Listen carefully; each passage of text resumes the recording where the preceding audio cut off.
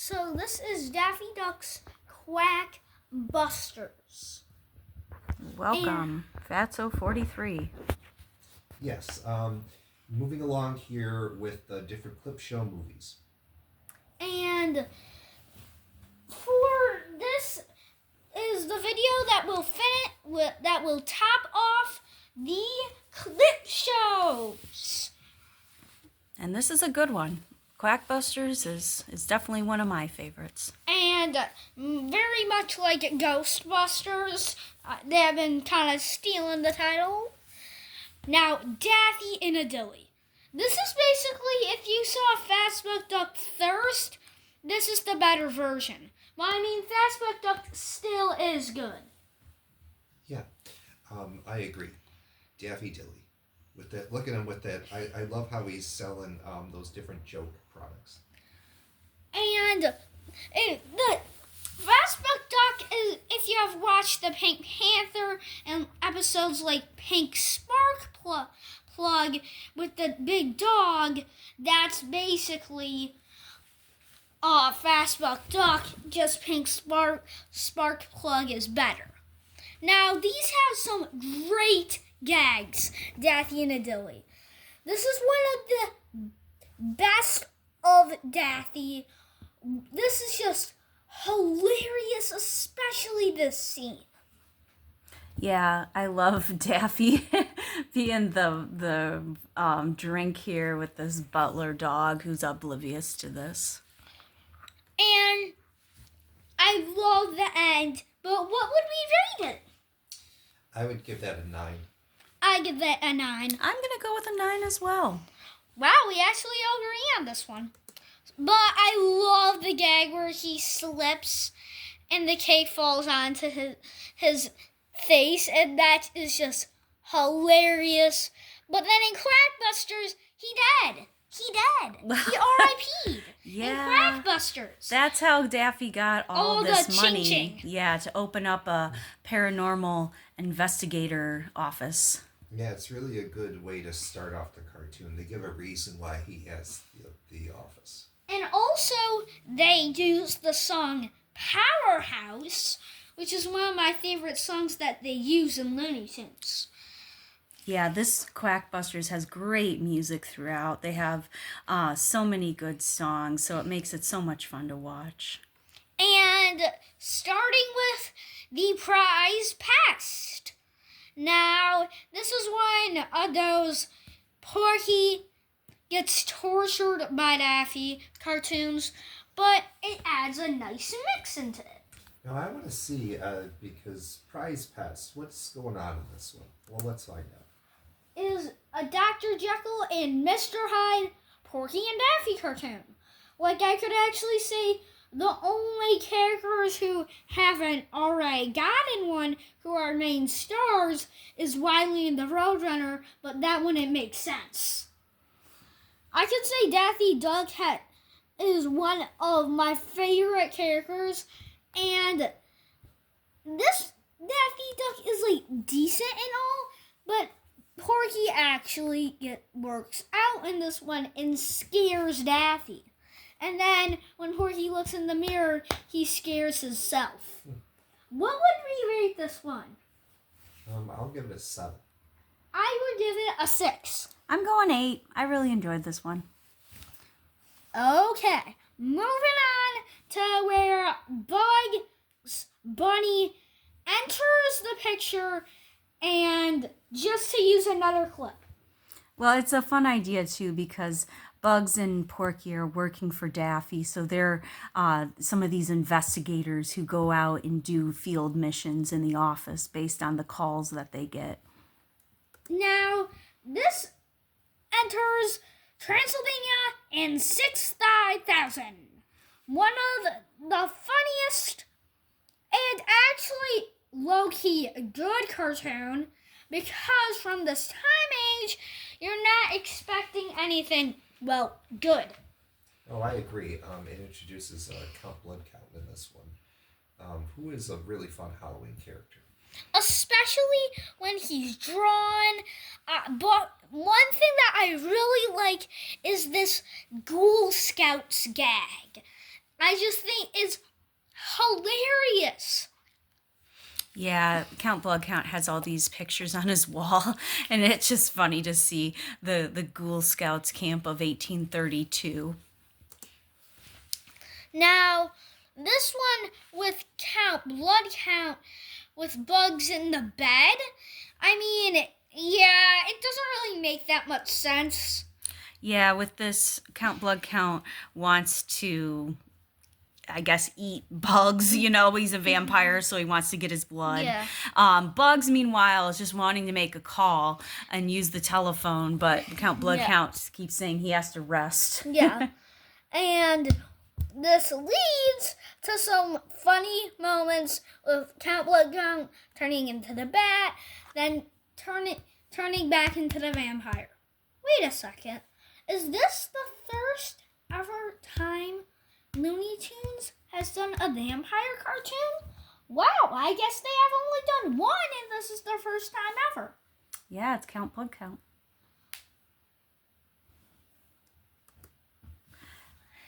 And with the two birds. Oh, yeah, these two birds. I don't know what they're really going for with these jokes, but it's nothing that I much care for. They're in love jokes, but I really do like the end, but not like the end, and this is the defeated scene, but I really do like this bit. I love that Bugs decides he doesn't need to call. He can fly himself home Yeah. now that he's got wings instead of his ears.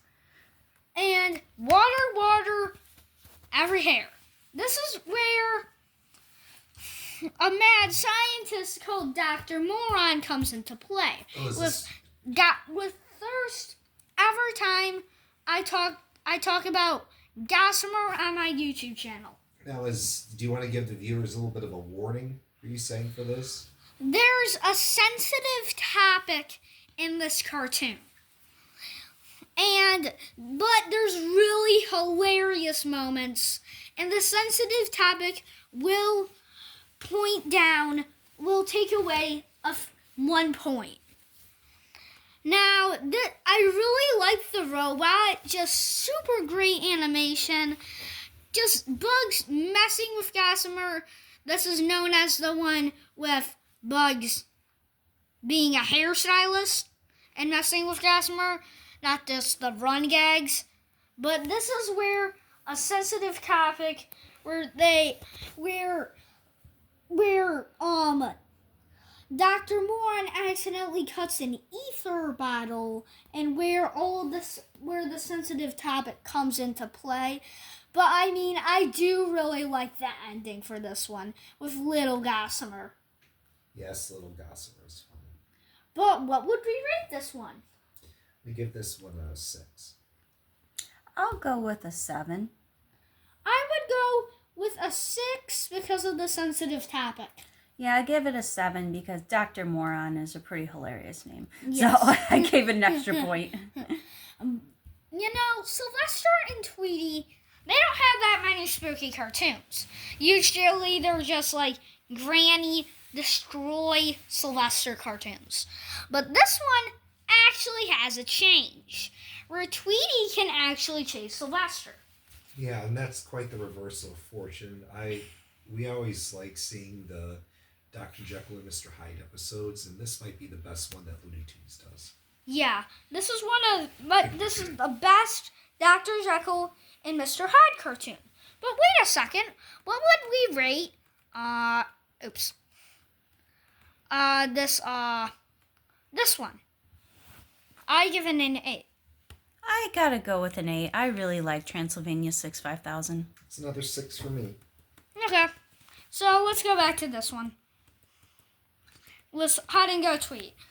Tweety goes into a hide formula, and if you notice, they have started giving humans rectangle heads.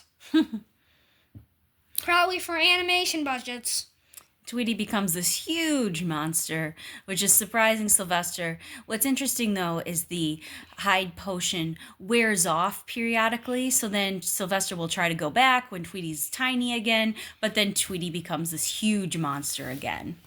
I mean, I love these hilarious moments, and once again, I don't even know why they need credit for backgrounds, because I mean, there barely even is any background in here. But I mean, like, I guess all the potions as backgrounds, I guess. I love the expression, especially the eyes on Sylvester and Tweety with this drawing. I mean, there's actually a Tweety knock knock book where they have there's like a little flip-a-llama thing, and you can see that it was based on Dr. Jekyll and Mr. Hyde Tweety cartoon, which is something surprising. Now, what would we rate this one? Yeah, let's start with you. What would you rate it? 10 out of 10. Whoa, okay. Actually, a 9. I might go with a 9. I don't think I can give it a 10, but it is very good. I'm giving it a 9, which is extremely high for a Sylvester and Tweety cartoon, Yes. in my opinion. I feel like Tweety was the best in this age. Okay, clause for alarm. So, if you're a fan of all of this, they have Scaredy Cat, which isn't in this movie for some odd reason, and Jumpin' Jupiter is, and the postcards, and we'll get to Jumpin' Jupiter soon enough. But a lot of these jokes have to deal with nooses, which is an inappropriate topic in this cartoon. Make people feel very uncomfortable. Yeah, and Looney Tunes tends to go with this too, and it just feels a little, too uncomfortable to see sometimes. The setup with clause for alarm is, Fatso, go ahead and give him the setup for this. Is that the same? If you have seen Scaredy Cat, you know what this is going to be. It's the same thing as Scaredy Cat, just with a very different jokes. I actually like this one a lot more, and actually it's really interesting that it says number 14, and that might just be a thing about having an unlucky room and being in an unlucky hotel. Yeah, they're at a hotel here. Porky needs to stop at a hotel for the night. Porky thinks this is a lovely place. Sylvester, though, sees through it and is terrified. Clueless Porky is a very funny Porky. Now, once again, a news happens again in this cartoon, but this time I could actually say it is a little funny, where Sylvester's saving Porky's life. I don't know why Good Old Noose got banned, but then Close Alarm didn't get banned, and now I know why Good Old Noose probably didn't get banned, because it's saying noose, and it's saying good. So I guess that's the reason why I got banned. But I mean, like, this one uses a noose a lot more. And once again, this happens again throughout the cartoon. But yeah, I can't be so harsh on it. But Porky and Sylvester they had never done one of these, but then they take it away all in this. And like that clip show era. Now, this is one of the funniest endings, but what will we rate this? I'm going to go ahead and rate this an 8. I would go and rate this an 8. I'm going to go, ooh, gosh, this is hard. I go with a 9 on this one. Actually, a 9. Actually, a 10 out of 10 because I like this more than Scaredy Cat. Wow, okay. Abominable Snow Rabbit. Jeez, I don't know why anybody would like this cartoon. First of all, outer space, but he also uses Hugo the Snowman. And yeah, he has never ever even been called that, but whatever. Fans call him that. Now, okay, this is so weird. I don't even like it. about this concept, you could just say Snowman being annoying like Elmira, just Elmira's actually funny. I agree. That's a really good way to put it, Fatso. And I don't know why people didn't like Pinky Brain and the Elmira. I don't know why people like that show. There's like only one episode that I didn't like. But also, let's just stop talking about Elmira and talk about the Looney Tunes. This is the one where you could say a snowman chokes Daffy over and over again. Yeah, it gets a little just tired for me. Yes. I don't like the personality of the abominable snowman. It makes me a little uncomfortable. And yeah, I don't know why they even have a compilation of this. And if you actually look, Warner Brothers doesn't really care about the Looney Tunes that much. And if you actually go really close in, there's this tiny little Daffy that's like a tiny bit taller than Speedy. Mm-hmm. Yeah, what's going on? Why is he tiny? Why do they could have just blacked out that picture. And yeah, this shows once again on how Warner Brothers doesn't even really care about the Looney Tunes, and then sold them, and then Tubi actually bought the whole thing. But what would we rate this cartoon? I'm gonna give it a 2. I'm gonna give it a 2. I'll agree with you both. Yeah, it's honestly not worth watching. Yes. I didn't care for it. It isn't fun. Yeah. Nothing pops. It's a really dull cartoon. Okay, this is where a cartoon that a lot of people haven't heard of, also me, but then I watched the cartoon. This one's called Punch Trunk. I really like the design of this van. I really like the design of this van because it shows Daffy just knocking the ghost with the hammer. Yeah, I agree. That's a funny gag right there. Yes, let's go to Punch Trunk, by far one of the weirder Looney Tunes. Now, I've actually messed up the slide order, so I'm sorry, but yeah, this is the end where Hugo the Abominable Snowman melts. And yeah, still not a good ending. But let's just go back to Punch Trunk. Now, this one is very just weird. Kind of gets a little dull after a while.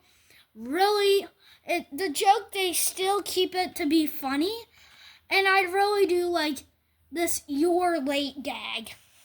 Yeah, with this one, it's kind of funny that people are reporting seeing this tiny elephant and no one believes them until the elephant comes into play later on.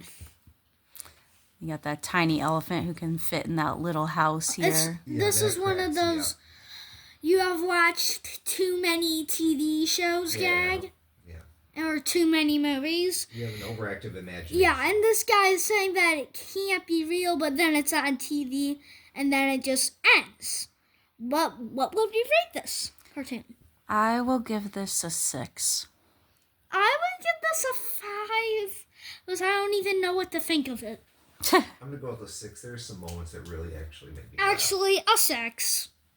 We have actually halfly agreed throughout this whole thing about having the cartoons in the order. This goes to the postcards where they show Jumpin' Jupiter as a postcard. But there's one little thing. I am gonna rate the cartoon, and that would be a 9. Gosh. Give me a moment to think about I'll that. give it an 8. I think it's good. I would put it at an 8. I'm going to go with an 8 as well. I give it a 9 because I can't believe that they were still even going to keep this up, because they couldn't even do a third hotel one, because that would be very awkward. And I just really like that they could still keep it up. But in my 1001 Arabian Nights video, has Aqueduct at the start just to save money. If you were wondering what I would rate this one, I would give it a 6. I'm gonna give this one a 5. Yeah, I think it's a 5. Okay. This is one of my favorite ends ever for a Looney Tunes movie. Yeah, the end of Quackbusters is really fun. I would definitely encourage people to give this one a watch. It's my second favorite Looney Tunes movie, but number 1 is the Looney Bugs Bunny movie because it got the most 10 out of 10s. So like and subscribe, Fatso43, and also you can put in the comments what is your favorite Looney Tune. Thanks. Thanks.